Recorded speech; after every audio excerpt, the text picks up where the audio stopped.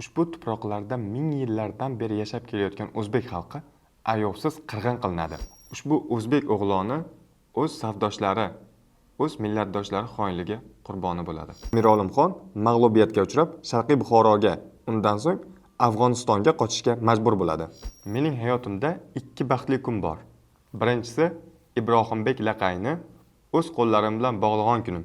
Ikkinchisi esa Moskvaga kelgan kunim deya o'z hikoyasini boshlaydi Muqim Sulton. Ibrohimbekni tutishda Muqim Sulton bilan birga jonbozlik ko'rsatgan safdoshlari ham shubhasiz quruq qolmaydi. 1918-yilning fevral oyi O'zbekiston tarixidagi eng dahshatli oylardan biridir. Shu oyning 17-19 fevral kunlari Qo'qon shahrida ushbu tuproqlarda ming yillardan beri yashab kelayotgan o'zbek xalqi ayovsiz qirg'in qilinadi. Ushbu qatl-om oktyabr oyida Rossiyada hokimiyatga kelgan bolsheviklar va ularning ittifoqchilari arman dashnoqlari tomonidan amalga oshiriladi. Lenin boshliq kommunistlarning ushbu qirg'indan maqsadi aniq edi. Ular Turkiston xalqining ozodligi va erkinlik tuyg'usini muxtoriyat bilan birga ko'mib tashlamoqchi edi. Ammo bunday bo'lmadi. O'zbek xalqi o'z mustaqilligi uchun kurashni davom ettirdi. Tez orada butun Turkiston bo'ylab qo'rboshlik harakati avj oldi. Bu harakatda o'zbeklar ham, qozoqlar ham, qirg'izlar ham, tojiklar ham birgalikda yelkama-yelka ishtirok etdi. Sovetlar va ularning mahalliy ittifoqchilari, ya'ni sotqinlar ushbu istiqlol uchun kurashayotgan qo'rboshchilarni sun'iy ravishda bosmachilar deb atashga harakat qildi. Ya'ni aholiga ular sizning yeringizga bostirib keladi, mol-mulkingizni talaydi, qizingizni qullikka olib ketadi. Xullas bosmachilik harakati olib boradi deb tushuntirishga harakat qildi va aholini ularga qarshi qo'yishga intildi. Biroq aholi bunday provokatsiyalarga ishonmadi va ularning katta qismi qo'rboshchilarni qo'llashda davom etdi. Turkistonda harakat qilayotgan qo'rboshchilarning eng mashhuri va kuchlilaridan biri shubhasiz Ibrohimbek Laqay edi. O'zbeklarning Laqay urug'idan chiqqan bu bek Sharqiy Buxorodagi barcha qo'rboshchilik harakatiga boshchilik qiladi. Sovetlar bilan bir necha yillab kurash olib boradi va hatto ularni bir necha bor mag'lub ham etadi. Ammo afsuski, ushbu o'zbek o'g'loni o'z safdoshlari, o'z millatdoshlari xoinligi qurboni bo'ladi. Mulla Muhammad Ibrohimbek Chaqaboy To'qsoba o'g'li 1889-yil Dushanbe shahridan uncha uzoq bo'lmagan Ko'ktosh qishlog'ida tug'ilgan. Uning otasi Chaqaboy Ko'ktosh qishlog'idagi Laqay urug'i oqsoqoli bo'lgan va amir tomonidan To'qsoba, ya'ni polkovnik unvonigacha ko'tarilgan. Chaqaboy To'qsoba 4 ayoldan 6 o'g'il, 6 qiz ko'rgan. Muhammad Ibrohimbek ularning kenjasi edi. Ibrohimbek avvalga mahalliy maktabda, so'ngra madrasada saboq oladi. U qishloq to'ylarida uloq chopib, kurash tushib, el orasida polvon degan nom qozonadi. 1911-yil otasi vafot etgach, u Hisor beki xizmatiga kiradi va 1919-yilda sodiq xizmatlari evaziga Qorovul begi unvonini oladi. 1920-yilning sentyabrida Qizil armiya Buxoro amirligiga hujum qilib, uni qulatadi. Mirolimxon mag'lubiyatga uchrab, Sharqiy Buxoroga, undan so'ng Afg'onistonga qochishga majbur bo'ladi. Amirlikni tark etishdan oldin Mirolimxon Buxoroni bolsheviklardan ozod qilish uchun butun vakolatni bu paytda ancha mashhur bo'lgan Ibrohimbek Laqayga topshiradi. Ibrohimbek Laqay bir necha yillar davomida sovetlar bilan kurash olib boradi. O'zaro kuchlar nisbati teng emasligi natijasida u aksariyat hollarda mag'lubiyatga uchraydi. Ba'zida kichik bo'lsa-da ma'lum g'alabalarga erishadi. Uning mardliklari butun mintaqaga tarqaladi. U Markaziy Osiyo istiqlolchilik harakatining darg'alaridan biriga aylanadi. Ibrohimbek Laqay qator mag'lubiyatlardan so'ng 1926-yilda Afg'onistonga qochib o'tishga majbur bo'ladi. Kambag'al dehqon gazetasining 1926-yil 7-iyul sonida yozilishicha, Ibrohimbek 21-iyunda Afg'onistonga qochib o'tgan. U Afg'onistonda ham faol siyosiy harakatlar olib borgan. Turkistonliklarni yurtni ozod qilishga chaqirgan. Xitobnomalar chop ettirib tarqatgan.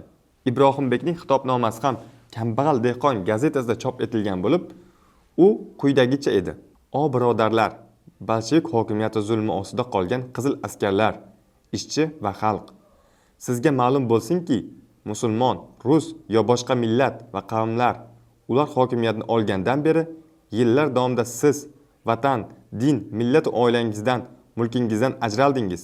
balki yaqinda qalbingizni tanangizdan ham ajratib olishar.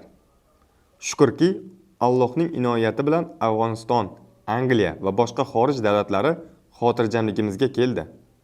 Sizni tahqir va zulmdan ozod etishga keldi. Bolshevik zo'ravonliklarga qarshi kurashga bosh qo'shing. Diningizni qutqaring. Yurtni qutqaring. Rizqingiz kengayadi. Sovetlardan sizga yaxshilik yo'q. Ular faqat zulm va yo'q qilarlar. Bu sizga eng yaxshi ma'lumdir. Siz kurash boshlang.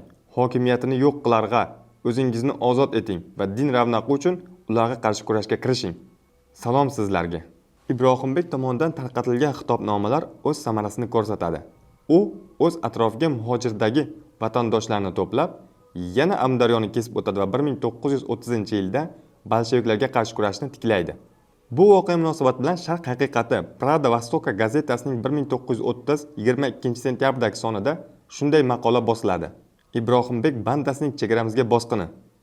Maqola nomidan yaqqol ko'rinib turibdiki, Sovet hukumati milliy istiqolchilik kurashini olib borayotgan Ibrohimbek boshchiligidagi jasur yigitlarni shunchaki o'g'ri va qaroqchilar to'dasi sifatida tasvirlab, ularning xalq orasidagi obro'sini tushirishga qattiq harakat qilgan. Afsuski, Ibrohimbek Laqay bolsheviklarga qarshi jiddiy kurash olib borayotgan bir paytda 1931-yilda maslakdoshlari bilan birga sotqinlik tufayli qo'lga olinadi. Qizil O'zbekiston gazetasining 1931-yil 2-iyuldagi sonida Ibrohimbek va uning yordamchilari ushlandi nomli kichik xabar chop etiladi. Xo'sh, Ibrohimbek Laqaydek mohir chapda sarkarda qanday qilib bolsheviklar qo'liga tushib qolgandi? Bu haqida 1936-yilda Yosh Turkiston gazetasida Ibrohim Laqay qalay tutilgan edi nomli maqola bosiladi. Ushbu maqola muallifi Janay taxallusi bilan yozilgandi. Ushbu taxallus Mustafa Cho'qayning taxalluslaridan biri edi. Bundan 4,5 yil avval Chaqaboy o'g'il Ibrohimbek Laqay tutilib qolgan edi. Ibrohimbek tutilg'och Toshkentga keltirilgan va uning ochiq mahkama etilajagi Qo'rboshchining baynalmilal imperialistlar va yurt ichidagi hamda muhojirotdagi Turkiston millatchilaridan kimlar bilan munosabatda bo'lganligi ochilib e'lon etilajak deb kutilgan edi. Ish bu kutilgani kabi bo'lmadi. Ibrohimbek Toshkentga keltirilgandan so'ng sudi jimjit bo'lib ketdi. Ortiq na Moskov va na Turkiston gazetalari uning haqida bahs etmadi. Ibrohimbek va uning bilan tutilgan yo'ldoshlari ustidan har qanday bir shaklda mahkama sud yuritildimi? Bu ham anglashilmadi. Faqat aniq bo'lgan bir nuqta bo'lsa, u ham Ibrohimbekning bolsheviklar tomonidan o'ldirilganligidir, deya yozadi Cho'qay o'z maqolasida. Mustafa Cho'qay garchi bolshevistik matbuotda bosilayotgan Turkistondagi milliy istiqolchilik harakati to'g'risidagi maqolalarning aksariyati yolg'on va bo'xtondan iboratligini ta'kidlasa-da, biroq Ibrohimbek Laqayni tutib bergan shaxslar to'g'risidagi ma'lumotlar haqiqiyligini urg'ulab, Izvestiya nashrida chop etilgan Muqim Sulton o'g'lining xotiralaridan iqtiboslar keltiradi. Xo'sh, bu Muqim Sulton o'g'li kim edi? Muqim Sultonov 1894-yilda Buxoro amirligining Karki qishlog'ida tug'ilgan. U 1912-1917-yillarda Karki boylari Kandunboy va Shoymardonqulboyga xizmat qilgan. 1919-21-yillarda Termiz shahrida aravakashlik qilgan. 1922-1924-yillarda esa 13-o'qchi korpusining razvedka bo'limida ishlagan hamda hozirgi Tojikiston hududidagi qo'rboshchilar ichida yurib, maxfiy xodim agent sifatida faoliyat olib borgan. Muqim Sultonov 1924-yilda Qobodiyon tumani SSSR Davlat xavfsizligi boshqarmasi GPU xodimi, 1938-42-yillarda Tojikiston mahalliy sanoat xalq komissari vaziri, 1942-1947-yillarda Tojikiston Oliy Soveti Prezidiumi raisining o'rinbosari kabi lavozimlarda ishlagan. Endi yana Mustafa Cho'qay maqolasiga qaytsak. Mustafa Cho'qayning yozishicha, aynan mana shu Muqim Sulton Izvestiya nashriga Ibrohimbek Laqay qanday tutilganini so'zlab bergan. Mening hayotimda ikki baxtli kun bor.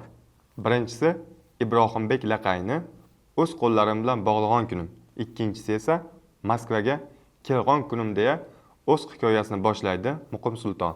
Men birinchisi haqida biroz ko'proq anglatsam deyman. Ibrohimbekning Tojikiston chegarasini kesib o'tgani to'g'risidagi xabar mening qishlog'im Esanboyga kelganda yozgi ekin ishlarining qizg'in davri edi.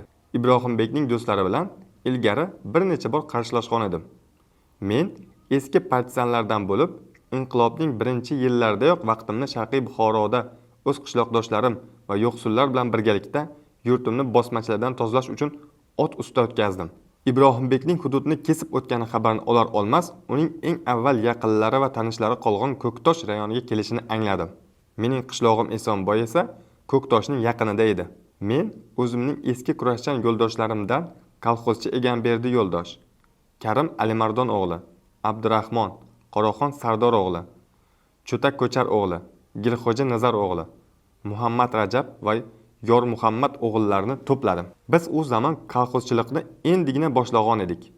Biz kelajakka ishonar va o'z tuprog'imizni otalarimizni qo'l qilib ishlatgan boylarga bermakni istamas edik.